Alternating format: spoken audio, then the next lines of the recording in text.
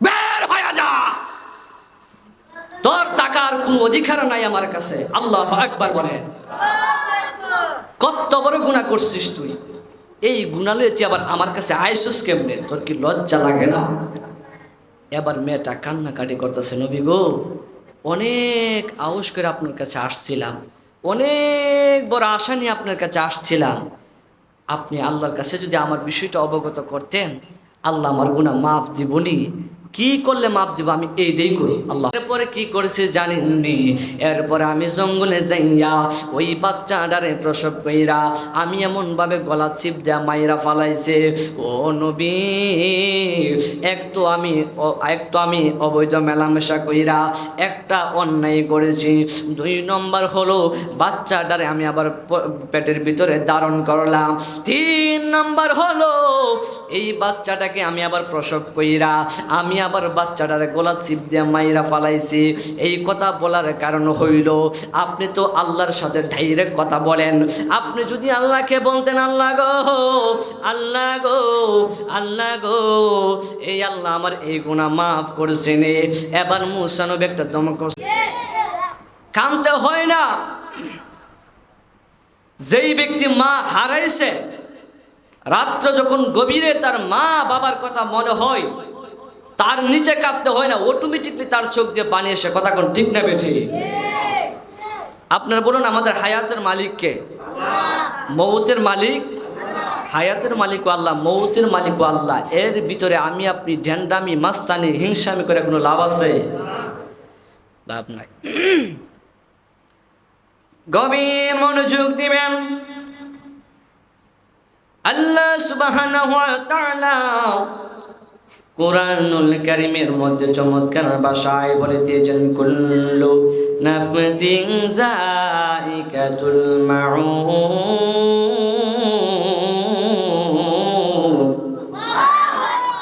আল্লাহ রাব্বুল আলামিন বলেন, প্রত্যেকটা প্রাণী হলো মরণশীল, আর প্রত্যেকটা প্রাণী একদিন মৃত্যু স্বাদ গ্রহণ করা লাগবে।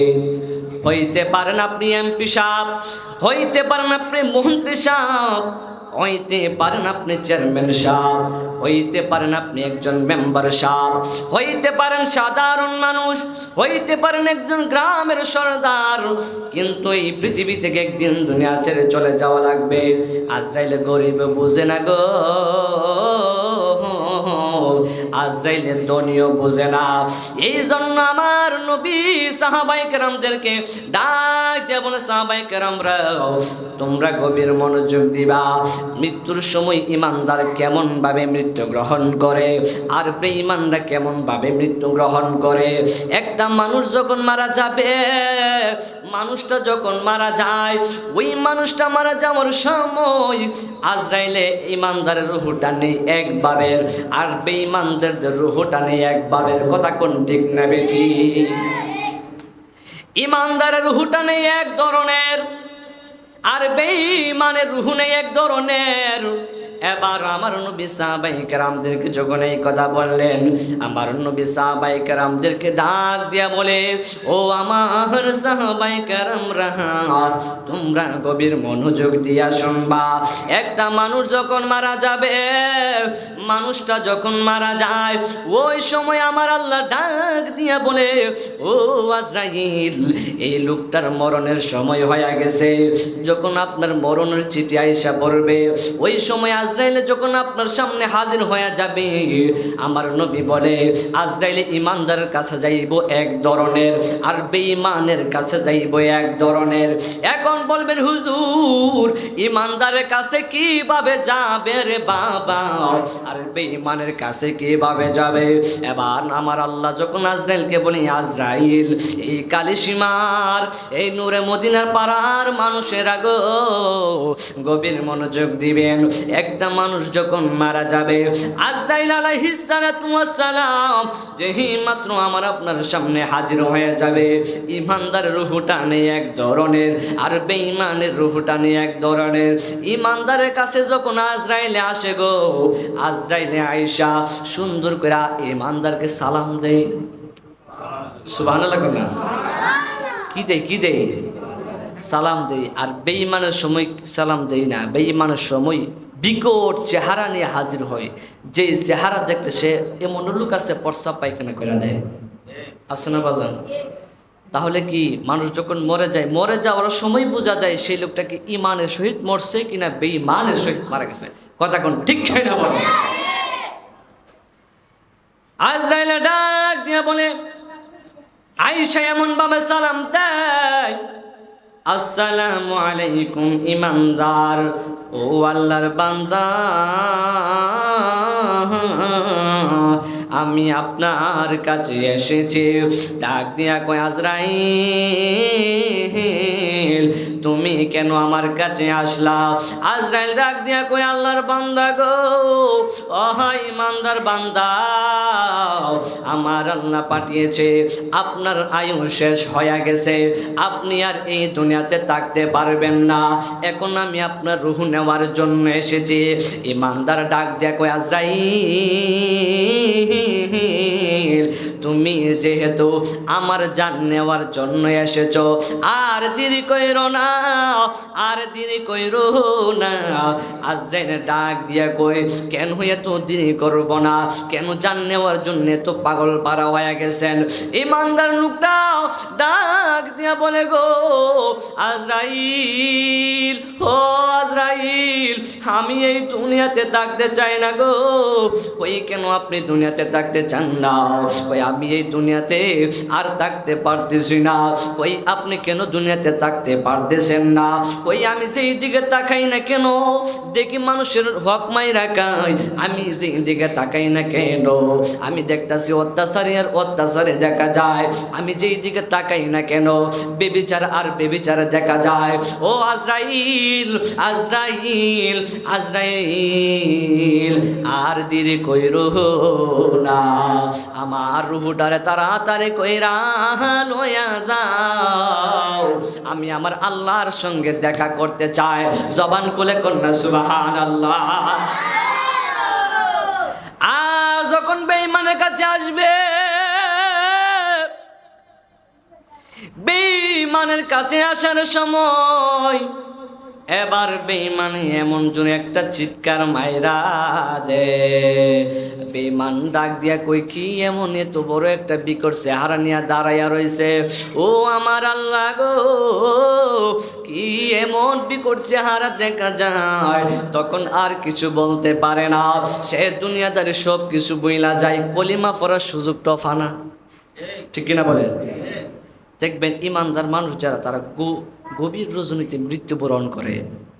কোন সময় মারা যায় কেউ বলতে পারে না। সবাই বলে, আরে ইমুক মেয়ে আমার সাথে সন্ধ্যাবেলা চা খাইছে, নামাজটা পইরা চা খাইয়া বাড়িতে গেছে, সকালবেলা শুনি তার মরণ হয়েছে। এমন শোনা জানা বাজান। আবার এমন লোক শোনা যায় যে গত অনেক দিন ধরে, প্রায় মাস 6 মাস বছর ধরে সে খালি বিছানার মধ্যে পইরা রয়েছে, তার মরণ হই না। যখন যেই সময় মরণ হই দেখবেন প্রস্রাব পায়খানা করে দেয়, ওই তো জিব্বার ভিতরে একটা কামড় মাইরা দেয়, আর না হয়তো দেখবেন চোখগুলা উল্টায়া দেয়। মরণের সময় দেহটা একটা চিৎ করে একটা চাইট মাইরা দেয়। তখন আমার নবী বলে, তার মরণটা আমি নবী ইমানের শহীদ হয়ে নাই। আল্লাহু আকবার বলে। আর ইমানের মরণটা কোনটা? রাতের বেলা নিজুম রাতে তার মরণ হয়ে যায়, কেউ বলতে পারে না, সবাই ঘুমায় থাকে। ওই ফাঁক দিয়ে আজরাইলে তার দেহটার থেকে আত্মাটা সুন্দর করে নিয়ে যায়। কথা কোন ঠিক নেবে ঠিক? এবার আজরাইলে ইমানদার রূহটা নেওয়ার জন্য যেই মাত্র আসলেন, এবার আজরাইলে ডাক দিয়ে কই, ইমানদার আপনার রূহটা আমি এখন নিয়ে যাব। এবার আজরাইলে ডাক দিয়ে কই, আল্লাহর বান্দা ইমানদার গো, ইমানদার আমি আপনার রূহটা মুখ দিয়া নিতে চাই। আল্লাহর বান্দা ডাক দিয়ে কই, আজরাইল আমি তোমার মুখ দিয়া নিতে দিব না। ডাক দিয়া কই, কেন মুখ দিয়া নিতে দিবেন না? কই, আমি এই মুখ দিয়ে আল্লাহর নাম জপেছি, এই মুখ দিয়ে আমি আল্লাহর কোরআন তেলাওয়াত তেলাওয়াত করেছি, আমি এই মুখ দিয়ে তোমারে আমার রূহ নেওয়ার জন্য দিব না। এবার আজরাইলে ডাক দিয়ে কই ইমানদার, তাহলে আমি তোমার রূহটা কান দিয়া নিমনে। এবার আজরাইলের ডাক দিয়ে কই ইমানদার, আমি তোমার রূহটা কান দিয়া নিমনে। এবার ইমানদার ডাক দিয়ে কই আজরাইল, আমার রূহটা কান দিয়েও নিতে দেব না। ডাক দিয়ে কই তাহলে কান নিয়ে কেন নিতে দিবেন না গো? এবার ডাক দিয়ে বলে আমি এই কান নিয়ে দিতে দেব না, কারণ এই কান দিয়ে আমি আল্লাহু আকবার ধ্বনি শুনেছি, এই কান দিয়ে আমি মানুষের ওয়াজ নসিহত শুনেছি, এই কান দিয়ে ভালো ভালো জিনিস শুনেছি, আমি এই কান দিয়ে তোমার রূহ নিতে দিব না। এবার ডাক দিয়া কই ইমানদার, তাহলে আমি আপনার রূহটা চোখ দিয়া নেই। ইমানদার ব্যক্তি ডাক দিয়া কই আজরাইল, ও আজরাইল গো, আমি তোমারে আমার রূহটা চোখ দিয়াও নিতে দেব না। ওই চোখ দিয়ে কেন নিতে দিবেন না? ওই আমি এই চোখ দিয়ে আমি আল্লাহর কোরআন তেলাওয়াত করেছি, এই চোখ দিয়ে আমি আল্লাহর সুন্দর দৃশ্য দেখেছি, এই চোখ দিয়ে আমি আল্লাহকে চিনেছি, আল্লাহ বলতে জানতে পেরেছি, আল্লাহকে আমি জানতে পেরেছি, এই চোখ দিয়ে আমি রিচার্জ করেছি আল্লাহকে। আল্লাহ কোথায় থেকে আসলেন, আল্লাহ কোথায় থাকেন, এই চোখ দিয়ে আমি আল্লাহর সৌন্দর্য দেখেছি, এই চোখ দিয়া আমি আল্লাহর কোরআন তেলাওয়াত করেছি, এই জন্য আমি তোমার চোখ দিয়া রূহটা নিতে দেব না। আজরাইলে আল্লাহর ডাক দেয়া কই আল্লাহ, কি এমন লোকের কাছে পাঠাইলা যে আমার মুখ দিয়াও রূহ নিতে দেয় না, সে আমার চোখ দিয়াও রূহ নিতে দেয় না, সে আমার কান দিয়াও রূহ নিতে দেয় না। আল্লাহ ডাক দেয়া কই আজরাইল গো, ও আজরাইল, তুমি তার রূহটা কান দিয়েও নিতে পারতেছো না, তার রূহটা তুমি মুখ দিয়েও নিতে পারতেছো না, চোখ দিয়েও নিতে পারতেছো না রে। তাহলে একটা কাজ করো, ওই তোমার হাতের ভিতর আমি আল্লাহর নামটা লেখো। সুবহানাল্লাহ। ডাক দিয়া বলে আজরাইল, ও আজরাইল, তুমি আমি আল্লাহর নামটা তোমার হাতের তালুর মধ্যে লেখো। আজরাইল এমন ভাবে সুন্দর কইরা আল্লাহর নামটা লিখলেন। আল্লাহ ডাক দিয়া কই আজরাইল, এবার তুমি ইমানদারের চোখের সামনে আমি আল্লাহর নামটা বাসায়া দাও। এবার ইমানদারের সামনে যাইয়া গো এমন ভাবে সুন্দর কইরা, এমন ভাবে ইমানদারের চোখের সামনে আজরাইলের হাতটা এমন ভাবে তুইলা দিছে। আর ইমানদার আল্লাহু নামটা দেইকা, আল্লাহু নাম জপতে জপতে আল্লাহর নামে ফানা হয়ে গেছে। আর জবান করে কন্যা সুবহানাল্লাহ। মাওলাজি তোমারে রহিম নামটি তাকিতে গো তাকিতে, আমি পাপি দুই বাজাইতাম নি। ঠিক কিনা বলেন? মাওলাজি তোমারে রহিম নামটি তাকিতে গো তাকিতে, আমি পাপি দুই বাজাইতাম নে। ওরে রহিম করিম নামটি তোমার, ওরে রহিম করিম নামটি তোমার, আল্লাহু আকবার রে দোনে আমি পাপি দুই বাজাইতাম নে। মাওলাজি কোনা তোমারে রহিম নামটি তাকিতে গো তাকিতে, আমি পাপি বাজার কোনা। মাওলাজি তোমারে রহিম নামটি তাকিতে গো তাকিতে, আমি পাপি। আল্লাহর নামে এমন ভাবে যেন ফানা হয়ে গেল। এবার ওই দিক ভাবে তুমি ইমানদারের কাছে যাইবা। আজরাইল যে লোকটার কাছে গেছে, ওই লোকটার রূহটা তুমি সুন্দর কইরা এমন ভাবে জান্নাতি পোশাক, জান্নাতি রুমাল তার ভিতরে ইমানদারের রূহটার এমন ভাবে রাইখা এমন ভাবে বান্ডিং করবা, বান্ডিং কইরা তুমি এই রূহটারে নিয়ে আসবা। ওই দিক দিয়ে আজরাইল তার রূহটারে সার্জারি কইরা সেই মাত্র দেহ থেকে রূহটা বাহির করে দিছে রে বাবা। একদিন মাটির ভিতরে হবে গোরে মন আমার, কেন বান্ধো দালান গোর রে মন আমার। বাজান দালান গোর যে লাভ আছে? আজকে আপনি মারা যান, যদি আপনার ছেলে সন্তান তাকে 3 দিনের ফরানি ফরাইব বাবার, 40 ফরানি ফরাইব বাবার, এইভাবে 1 মাস 2 মাস 3 মাস চলে যাবে। 6 মাসের মাথায় আবার আগের মতো পরিবার নিয়ে তারা হাসি উল্লাস করবে। কথা ঠিক কিনা বলে? আপনি কবরে কি করছেন না করছেন কেউ দেখবে না, কেউ কে তাকাইবেও না। এর মানে বোঝা গেল যে নিজের আমল নিজেই করতে হবে। কথা ঠিক কিনা বলে? কথার কথা মনে হয়ে গেল মূসা নবীর জামানায়, খুব খেয়াল করবেন বাজান, মূসা নবীর জামানায় একটা মহিলার তার বিবাহ হয় না। বিবাহ না হওয়ার কারণে এই মহিলাটা অবৈধ মেলামেশা করেছে। অবৈধ মেলামেশা বুঝেন হইতো? মেয়েটার বিবাহ হয় না, অবৈধ মেলামেশা করার কারণে। এই সময় মূসা নবীর জামানায় কোনো ওষুধপত্র ছিল না, ওই সময় বাচ্চা নষ্ট করার সিস্টেম ছিল না। ওই মূসা নবীর জামানায় এক মহিলা, তিনি কি করছে জানেননি? তার বিবাহ না হওয়ার কারণে একটা পরপুরুষের সঙ্গে সে অবৈধ মেলামেশা করেছে।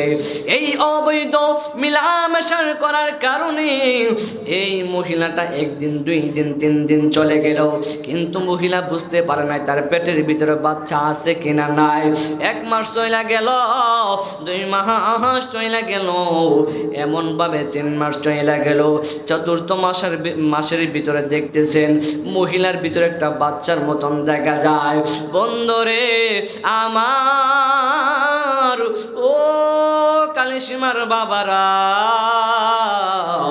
এই মহিলা তারপরে দেখতেছে 1 দিন 2 দিন 3 দিন চলে গেল, যেই মাত্র 4 মাস 5 মাস হয়ে গেল, তখন দেখতেছে তার পেটটা একটু বড় দেখা যায়। এবার মহিলা বুঝতে পারলেন আমার পেটের ভিতরে তো বাচ্চা, এই বাচ্চার বাবা তো আর কেউ না, এই বাচ্চার বাবা তো যেই লোকের সঙ্গে আমি মেলামেশা করেছি, এই লোক তো এখন আমার বাবা, সন্তানের বাবা হয়ে যাবে। এই লোকের সঙ্গে তো আমার বিবাহ হয় নাই, এই লোকের সঙ্গে তো আমার অবৈধ মেলামেশা হয়েছে। এই কারণে এই মহিলা কি করছে জানেননি? এই মহিলা যখন দেখতেছেন পেট বড় হয়ে গেছে, এখন যদি সমাজের মানুষ দেখে এই মহিলা পেট বাচ্চাওয়ালা পেট হয়ে গেছে, এই মহিলার বিবাহ হয় নাই, তাহলে তার পেটের ভিতরে বাচ্চা কিভাবে আসলেন? এই কথা চিন্তা কইরা এই মহিলার দেশ চাইরা জঙ্গলের ভিতরে ডাইরেক্ট চলে গেছে। জঙ্গলের ভিতরে যাওয়ার পরে এই জঙ্গলে গিয়া মহিলাটা দিন রাত কাটাইতেছে। দিন রাত কাটাইতে কাটাইতে কাটাইতে কাটাইতে 10 মাস 10 দিন হয়ে গেল। মহিলার পেটে বাচ্চা, মহিলার পেটের বাচ্চাটা জন্মগ্রহণ করবে। এখন মহিলা কি করে? আমি যদি এখন দাইমাকে ডাক দেই, তাহলে দাইমা যদি আয়েশা দেখে আমার পেটের ভিতরে বাচ্চা, দাইমা যদি জিজ্ঞাসা করে, ও মহিলা, মহিলা গো, মহিলা গো, তুমি তো তোমার বিবাহ হয় নাই, তোমার পেটের ভিতরে বাচ্চা কিভাবে আসলেন? এখন আমি দাইমাকে কি জবাব দিব? এই জন্য মহিলা দাইমাকে ডাক দেয় না। এবার মহিলা কোন মানুষকে ডাক দেয় না। ডাক না দেওয়ার কারণে এই মহিলা গভীর জঙ্গলে নিজের বাচ্চা নিজে প্রসব করলো। আল্লাহু আকবার না, নিজের বাচ্চা নিজে প্রসব করলো। এবার নিজের বাচ্চা নিজে প্রসব কইরা এমন ভাবে বাচ্চাটারে গলা চিপ দিয়ে আবার মাইরা ফলাইছে। জোরে কন্যা নাউজুবিল্লাহ। এই পৃথিবীতে নিষ্ঠুর মা ছাড়া সন্তানকে কেউ মারতে পারে না। যেই ব্যক্তি মা নামে দাজ্জাল ওই ব্যক্তি বাচ্চা নষ্ট করতে পারে, যেই ব্যক্তি মা নামে কলঙ্কিনী সেই ব্যক্তি বাচ্চাকে নষ্ট করতে পারে। ওই মহিলা গভীর জঙ্গলের ভিতরে এমনভাবে বাচ্চাটার গলা চিপ দিয়ে মাইরা ফালাইলো। এবার যেই মাত্র এমনভাবে মাইরা ফালাইছে, সন্তানটা তো এমনভাবে মাইরা গেল। একদিন, 2 দিন, 3 দিন চলে গেছে। কয়েকদিন পরে মূসা নবীর কাছে দৌড়ায় গেছে, যায় ডাক দিয়ে কই, মূসা নবী, একটা কারণ নিয়ে আপনার কাছে আসলাম, এই কারণটা আমি আপনাকে বলতে চাই। নবী গো, নবী গো, নবী গো, আপনি উত্তেজিত হয়েন না। মূসা নবী কিন্তু গরম নবী ছিলেন। ওই মহিলা আগে বলতেছে, আপনি উত্তেজিত হয়েন না, আমি একটা কথা আপনাকে বলতে চাই। আল্লাহু আকবার কন্যা। মহিলা জানে এই কথা যদি আমি মূসা নবীর কাছে কই, মূসা নবী আমার মায়ের ওলাইতে পারে, ঠিক কিনা বলেন?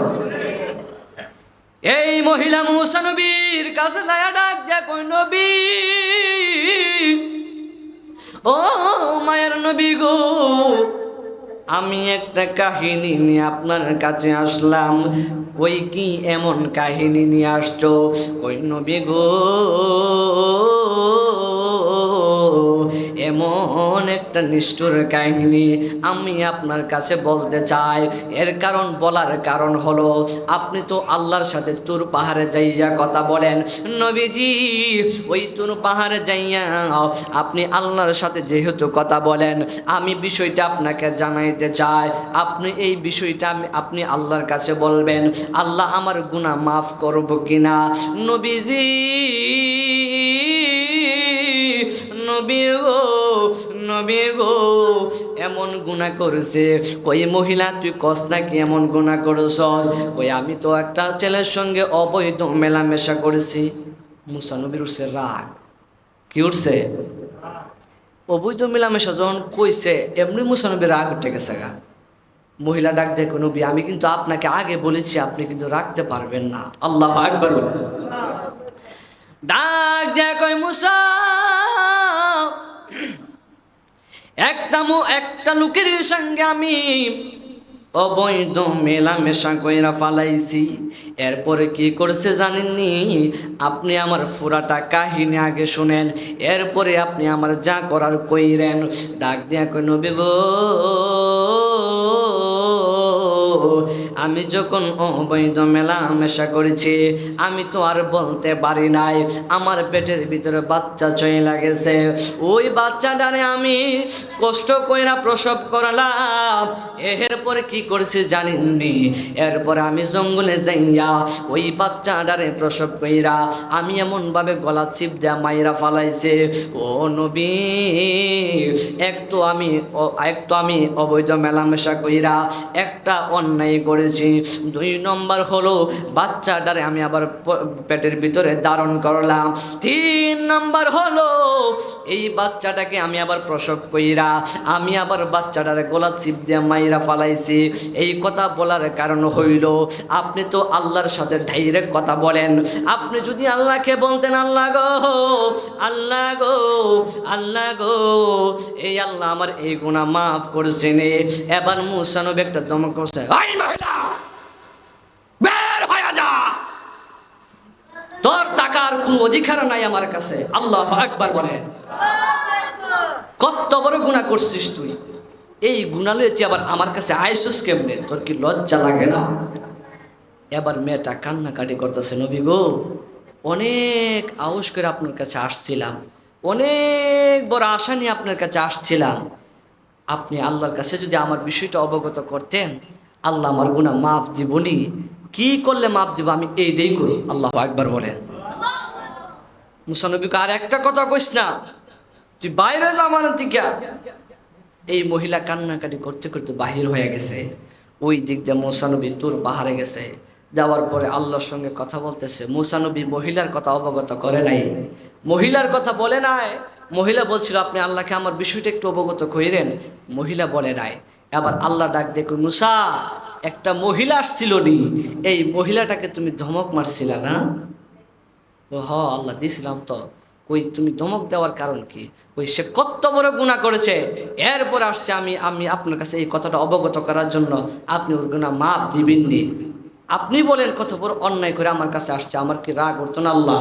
পর আল্লাহ কয়ে, মুসা তুমি রাইগো না, এর একটা বড় কাহিনী আছে। সুবহানাল্লাহ বলেন। গভীর মনোযোগ দিবেন। আল্লাহ ডাক দিয়ে কয়, মুসা এই লোকটা যখন জেনা করেছে, অবৈধ মেলামেশা কইরা বাচ্চা পেটে ধারণ করছে, এরপরে এই মহিলাটা বাচ্চা মায়েরা ফালাইছে, তুমি মুসার কাছে সবচাইতে বড় গুনাহ মনে হয়েছে। তুমি মনে করতেছো একদিক দিয়ে তো সে জেনা করেছে, আরেক দিক দিয়ে সে একটা বাচ্চাকে মায়েরা ফালাইছে, আরেক দিক দিয়ে সে একটা ওই সন্তানরা প্রসব করেছে। তিনটা জিনিস লয়ে সে জঙ্গলে জঙ্গলে ঘুরতেছে, তোমার কাছে কত আউশ কইরা আসছিল তুমি আমি আল্লাহর কাছে বলার জন্য। মুসা শুনো রে, এই মহিলা এত বড় গুনাহ করেছে, তোমার কাছে গুনাহ মনে হয়েছে, এর চাইতে আরো বেশি গুনাহ কি জানুনি? ডাক দিয়া কই, আল্লাহ এর চাইতে আমার কি বেশি গুনাহ? আমার আল্লাহ ডাক দিয়া কই, যেই ব্যক্তি ইচ্ছাকৃতভাবে নামাজ ছাইরা দেয়, যেই ব্যক্তি নামাজের সময় হইলে নামাজে আসতে চাই না, যেই ব্যক্তি হাইয়া আলাস সালাহ বলে যখন মুয়াজ্জিনে যখন বলে হাইয়া আলাস সালাহ তোমরা মসজিদের দিকে আসো, যেই ব্যক্তি মসজিদের দিকে আসে না, যেই ব্যক্তি ইচ্ছাকৃতভাবে নামাজ ছাইরা দেয়, ওই মহিলা জেনা কইরা গুনাহ করেছে, ওই মহিলা তার পেটের ভিতরে বাচ্চা নিয়েছে, ওই মহিলা বাচ্চা প্রসব কইরা বাচ্চাটারও আবার মায়েরা ফালাইলো, তোমার কাছে বড় গুনাহ মনে হয়েছে, কিন্তু আমি আল্লাহর কাছে এটা আমার বড় গুনাহ মনে হয় না। তার চাইতে বেশি গুনাহ মনে হয় যেই ব্যক্তি ইচ্ছাকৃতভাবে নামাজ ছাইরা দেয়। জবানটা খুলে কন্যা আল্লাহু আকবার, আর আওয়াজ করে বলুন না ইয়া রাসূলুল্লাহ। এবার ইমানদারা যখন রুহু ওই মনে আছে নি, ইমানদার জান্নাত থেকে একটা ফেরেশতা আসছে গো, এই ফেরেশতা আইসা ইমানদারের রুহটার এমনভাবে রুহটা যখন আজরাইলে নিয়ে নিল, এবার জান্নাতের রুমালের ভিতরে ইমানদারের রুহটার এমনভাবে ভেন্ডিং কইরা জান্নাতি ওই ফেরেশতা লইয়া একটা ওরা মাইরা দেয়। যেই মাত্র ওরা মাইরা দেয়, ওই মুহূর্তে যেই মাত্র প্রথম আসমানের ভিতরে যায়, প্রথম আসমানের ফেরেশতারা ডাক দিয়ে কয়, ফেরেশতা যাইবার সঙ্গে দেখলাম তুমি কালি গেলা, যাইবার সঙ্গে দেখলাম তোমার শরীরের ভিতরে কোনো ঘ্রাণ নাই, যাইবার সময় দেখলাম তোমার শরীরে কোনো ঘ্রাণ নাই, কোনো কিছুর ঘ্রাণ পাইলাম না। এখন দেখতেছি তোমার শরীরে কি ঘ্রাণ দেখা যায়, তোমার হাতের ভিতরে কি দেখা যায়।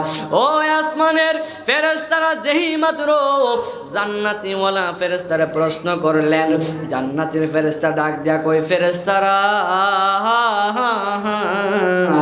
এই রুহটা হইল কালিসীমার কথার কথা, কালিসীমার ইমুক বাড়ির ইমুক মেয়ের রুহুটারে আনছি, সেই রুহুটা হলো একজন ইমানদারের রুহু। কই এত সুগ্রাণ কেন দেখা যায়? কই এইটা হলো একটা ইমানদারের রুহু, এই ইমানদারের রুহুটা নিতেছি এই জন্য তো সুগ্রাণ দেখা যায় রে বাবা। দ্বিতীয় আসমান গেলে দ্বিতীয় আসমানের ফেরেশতারা ডাক দিয়ে কই, আল্লাহর ফেরেশতা যাওয়ার সময় দেখলাম তুমি কালি হাতে যাইছো, কোনো গ্রাম তোমার কাছ থেকে পাইলাম না, এখন তুমি কোথায় থেকে আসছো এত সুগ্রাম দেখা যায়? কই এই একটা হলো ইমানদার রুহু, কই কোন জায়গার সেই রুহুটা? কই বাংলাদেশ নামক একটা দেশ আছে, এই দেশের মধ্যে একটা জেলা আছে, জেলার নাম হলো ব্রাহ্মণবাড়িয়া, ব্রাহ্মণবাড়ির ভিতরে একটা উপজেলা আছে, উপজেলার নাম হলো বিজয়নগর, বিজয়নগরের ভিতরে একটা ইউনিয়ন আছে, ইউনিয়ন নাম হলো চান্দুরা, চান্দুরা ইউনিয়নের ভিতরে একটা গ্রাম আছে, ওই গ্রামের নাম হলো কালিসীমা, এই কালিসীমা নূরে মদিনার একটা মুসল্লির রুহু। সুবহানাল্লাহ। একটা ইমানদারের রুহু, একটা ইমানদারের রুহু এই জন্য এত একটা সুঘ্রাণ দেখা যায়। এবার দ্বিতীয় আসমানের ফেরেশতারা ডাক দিয়ে কই ফেরেশতা, যাওয়ার সময় দেখলাম সুঘ্রাণ দেখা যায় না, এখন কেন এত সুঘ্রাণ দেখা যায়? ওই এটা হলো ওই কালে সীমার একটা মুসল্লির রুহু, যেই ব্যক্তি নামাজ ছাড়া কোনোদিন ভাত খাইছে না, যেই ব্যক্তি নামাজ ছাড়া কোনোদিন ঘুমাইছে না, যেই ব্যক্তি নামাজ ছাড়া কোনোদিন কাজে গেছে না, যেই ব্যক্তি নামাজ ছাড়া কোনো বাহিরে গেছে না, সময় হয়েছে নামাজ পড়ছে রে বাবা। এবার এমন ভাবে একটা আসমান, দ্বিতীয় আসমান, তৃতীয় আসমান, চতুর্থ আসমানে গেলেন। এবার সপ্তম আসমানের ভিতরে যেই মাত্র গেল, ওই মুহূর্তে আমার আল্লাহ ডাক দিয়ে কই ফেরেশতা থাম। সুবহানাল্লাহ বলেন। ডাক দিয়া বলে ফেরেশতা থাম। কই আল্লাহ থামলাম, কই আমি ইমানদারের জন্য একটা বাড়ি বানাইছি, কোরআনের ভাষায় বাড়িটার নাম হলো ইল্লিন। সুবহানাল্লাহ না? ওই আমি ইমানদার রুহুর জন্য একটা বাড়ি বানাইছি, এই ইল্লিন নামক বাড়ির ভিতরে ইমানদারের রুহুটা রাইকা দাও। ওই দিক দিয়া ইমানদারের রুহুটা রাইকা দেও, আর ওই দিক দিয়া দেশের ভিতরে এই কালিসীমার ডেড বডিটা পয়রা রয়েছে, এই বডিটারে সবাই মিলা গোসল করায়। এতদিন ছিল এমুক নাম, নাম দইরা দইরা সবাই ডাকতেন, যেই মাত্র রুহুটা দেহ থেকে চইলা যাব, ওই পত্রিকা তার নাম হইল লাশ। ঠিক কিনা বলেন বাজার? আধা ঘন্টা ব্যবধানে নাম পাল্টাইয়া যায়। প্রাণ পাখি উড়ে যাবে পিঞ্জুর চিরে,